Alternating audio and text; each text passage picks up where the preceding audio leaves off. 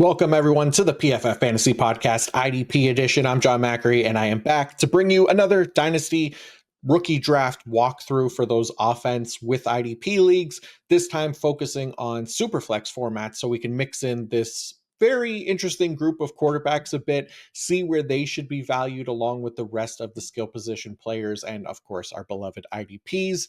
So let's get it.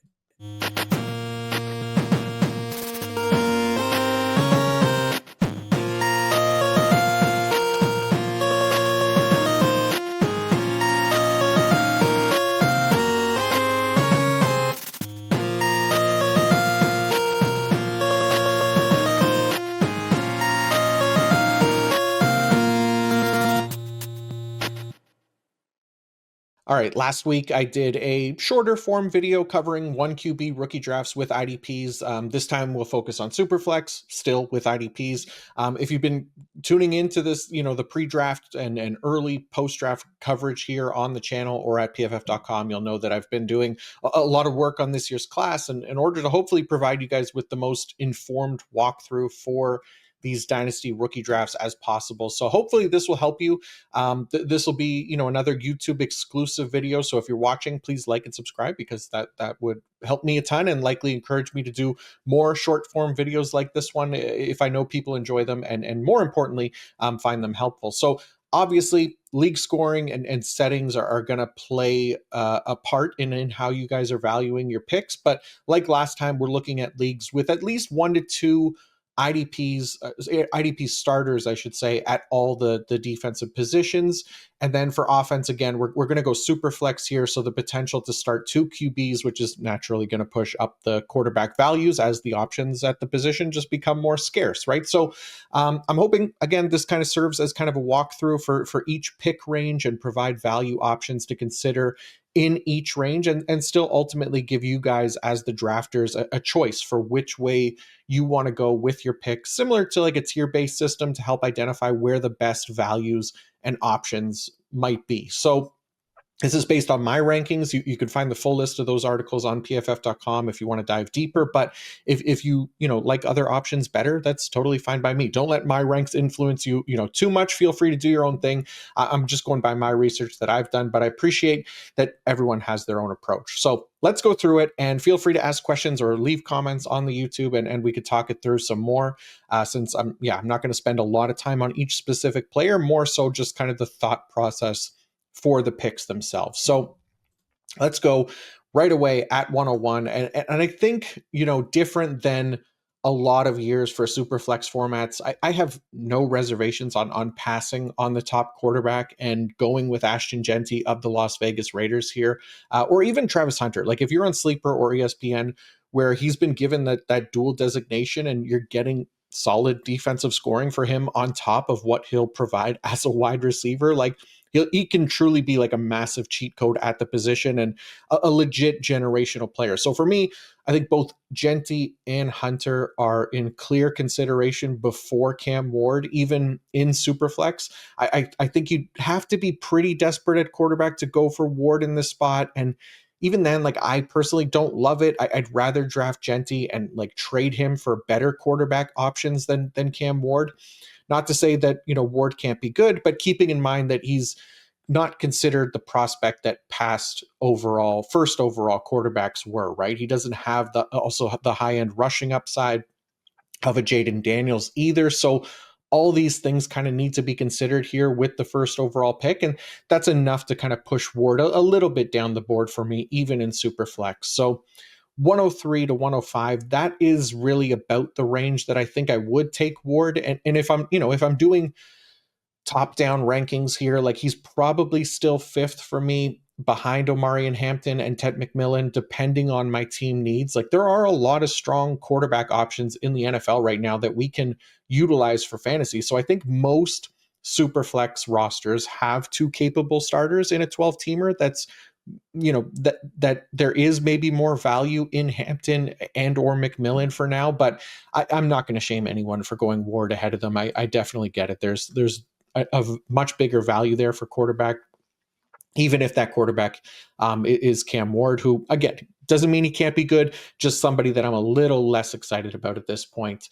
After that, we get into kind of an interesting range for options where I know not everyone is going to like Loveland this high, so, and I get it, so I'm fine, valuing the three running backs first here if you like. That's Quinshon Judkins, Travion Henderson, RJ Harvey. However you best see fit. Like I like the long term potential of Loveland at this spot, but that definitely seems to be just me at this point. Nate as well. We talked about that in our rookie rankings episode. But either way, some really nice options here heading into our first IDP off the board, at least for me. And that 110 to 112 range, that is where that first IDP is going to be coming off the board. And that is definitely Abdul Carter for me. Like near the end of the first round, we're going to have a rookie edge rankings episode out later this week where I'll go into a little bit more detail there. But I'm not concerned about the landing spot for Carter's long-term potential because I think he's on par with Will Anderson and Micah Parsons, like those types of prospects coming out where he's going to be so good and capable of dominating at the line of scrimmage that the Giants, they won't be able to keep him off the field, which is going to make him a lock to be like a perennial top 12 edge for us in IDP. Other than that, there's also like Tyler Warren here, or one of the three remaining running backs, whichever one fell, or Colston Loveland, if he fell as well. All those guys are in play here. However you want to treat them, that makes the most sense for your scoring and roster settings is fine by me. Going into the second round. So the first half of the second round for me is kind of all about cleaning up a lot of the value that didn't fit into round one on the offensive side before moving back to the IDPs. I'm thinking about guys like Emeka Egbuka, Caleb Johnson, Cam Skedabu, Luther Burden, Matthew Golden, if you're into that kind of thing. And then for Superflex, that includes Jackson Dart as well. So Dart isn't likely to be a starter year one for the Giants, but I mean, they invested a first round pick in him, right? So it shouldn't be too long before he gets on the field either. And considering he has arguably a little bit more rushing upside than Ward, and at least like analytically was a better passer as well, like I wouldn't let him fall further than I think the end of round one, early round two. And I think depending on scoring, even like ahead of Abdul Carter makes sense if you want to take that shot. So once those top kind of skill position guys are cleaned up as we get into that kind of middle to late second round, and then obviously both round one quarterbacks are off the board, that's when I think we can go back to the top names on defense, specifically Jihad Campbell and Carson Schwessinger as the first linebackers off the board. Actually, news came out this week that Vic Fangio has said that they now plan to use Jihad Campbell more as that Patrick Willis and Navarro Bowman type linebacker. We talked about, coming out of the draft, there was all these reports that they were going to utilize him as an edge. There's all these mixed reports already. It's only been like 2 freaking weeks since the end of the draft, and we still don't know exactly what is going on. Well, I mean, I don't expect to know exactly what's going on, but I at least would like, not so much mixed information already this early on. But either way, Jihad Campbell, we talked about him in the linebacker episode. He's still LB1 for us, high-end potential there, especially with first round draft capital. And Carson Schwessinger as well. We just recorded that rookie linebacker episode last week, Kyle Bellefuel and I, and we talked in depth about both of these players and how, while we might be tempering expectations slightly for IDP very early in their career, they're still very clearly the top 2 linebackers that we want for IDP rookie drafts. And then obviously Campbell becomes a lot more enticing if they plan to use him as a true off-ball linebacker and not in that hybrid role. So like both those guys. Other than that, feel free, to mix guys in like Trey Harris or Jack Besh in here as well if you like those options. This is where Matthew Golden is for me. I'm just not a believer in him for fantasy, so this is going to be lower than consensus. But like I said before, if you want to include him in that kind of cleanup of top offensive guys before moving to the next IDPs, like I definitely get it. You could listen to or watch the rookie rankings episode that Nate and I recorded last week to kind of hear my concerns with Golden's fantasy outlook. So I won't spend much more time on it here today. And then closing out the second round, and then even into early round 3 a little bit, I think for me, I want to grab the other quarterbacks in Superflex. So that's Jalen Milroe, a round 3 pick for the Seahawks, and then Tyler Shuck, a round 2 pick for the New Orleans Saints. So even if I'm not like a big believer in either player's ability, like as a full-time NFL quarterback, if and when they get on the field, they're going to be valuable for Superflex leagues. And Milroe specifically, because of the rushing upside, but can be much more than just kind of your average starter for fantasy at quarterback. While Shuck, he has a better chance to get on the field, assuming Derek Carr isn't healthy this season. But I'm not as confident in him delivering high end fantasy potential. Even if he did run a bit in college, this isn't the offense where I think he'll best be able to capitalize on that fantasy potential. All right, into round three, a little bit more here is when we can probably start mixing back in some of the better IDP options. And for me, James Pierce Jr., Mike Green specifically, is two of the best pure pass rushers in this class. And then for DT required formats, we can even, consider Mason Graham as a top target in this range. These are kind of the three defensive linemen who, for me anyways, like have the best combination of opportunities, ability, and potential to hit the ground running in the NFL so that they can kind of make an impact for us in IDP leagues sooner rather than later. After them, I think you can make an argument for Jalen Walker, also of the Atlanta Falcons in this range, but another guy that, we talked about in the rookie linebacker episode as one that is still fairly raw for what the Falcons might ask him to do as a potential, Caden Ellis understudy. So there could be some growing pains here with Walker, which won't necessarily let him deliver immediately for IDP, but still this guy is going to get a long runway in the NFL because of his athletic profile and overall potential, and obviously the investment in him as a first round pick. So all of that makes him valuable here in the third round of rookie drafts. The middle of the third round is where I kind of like to mix in a little more offensive players that might have kind of fallen through the cracks here. And that includes some guys or some tight ends specifically, like Terrence Ferguson and Harold Fannin Jr. And honestly, Mason Taylor, I know a lot of people like him. I think he's an overvalued Nepo baby who might not have the fantasy value we think he will as a round 2 pick. But if you like him enough to take him here, then go for it. But yeah, you'll notice in a bit that I'm much lower on Mason Taylor and Elijah Arroyo for fantasy. But again, I'm not saying that I'm 100% right. That's just my personal rankings of them.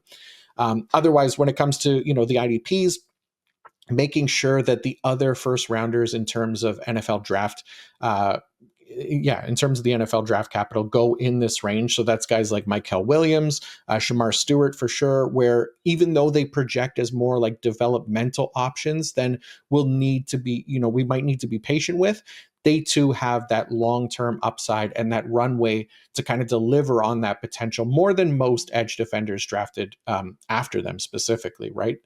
I also have Demetrius Knight Jr. In consideration here. He could potentially get moved up a little if Jermaine Pratt is traded or released. But either way, like a day 2 pick who should get a shot as a starter relatively quickly, especially if the team moves on from Pratt.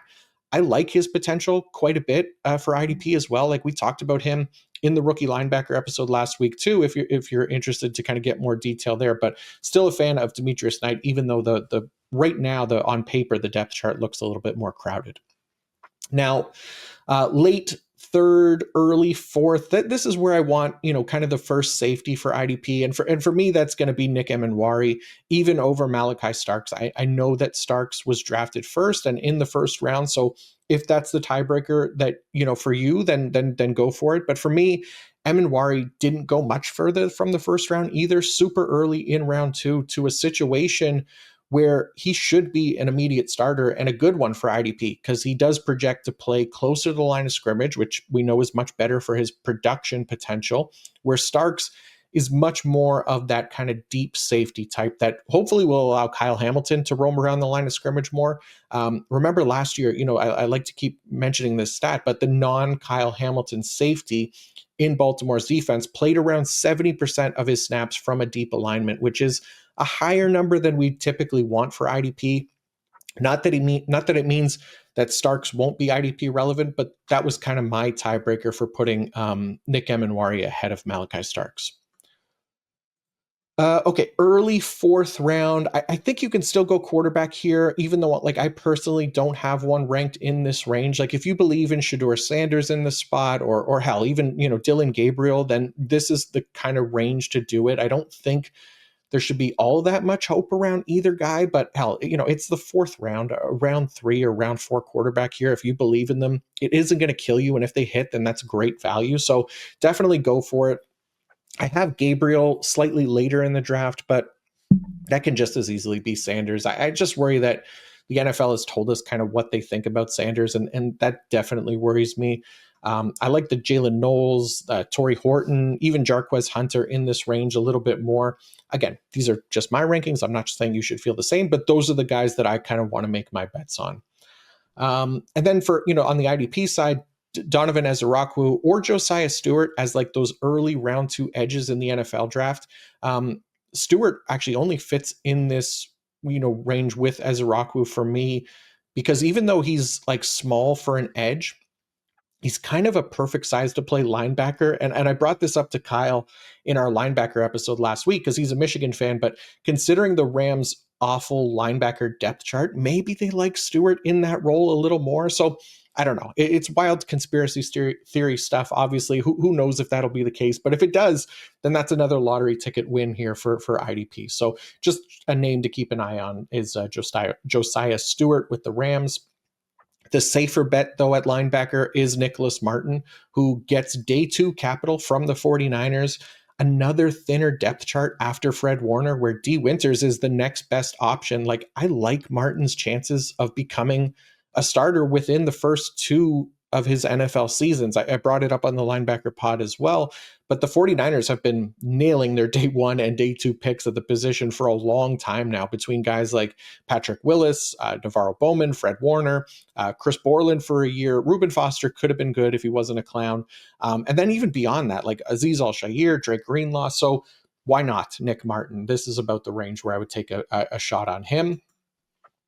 And then closing out the 4th round, really a lot of the guys that I mentioned earlier who I'm just a little bit lower on. So one of the Browns quarterbacks, the round 2 tight ends, Arroyo and Taylor, and even like Jaden Blue, who I don't think is very good, but thinner depth chart in Dallas. So you never know. He could work out there. Woody Marks is one people like. I think he's okay. Pat Bryant could be a potential sleeper for Denver. Those are the types here in this range for me. And then lastly, in the 5th round, making sure that we have, we take our favorite dart throws on offense first. Really, it's whether it's, Jalen Royals or Alec Ayumanor, maybe Will Howard, since it's Superflex and the Steelers quarterback room is sad AF. So making sure those guys are all gone if you want to add to your offensive depth. Otherwise, the dart throws kind of turn to some of the more mid-range IDPs, I would say, who have a shot to emerge as starters at some point. Nick Scorton, Derek Harmon, Princely Umanmielen, like all strong pass rushing profiles for their position.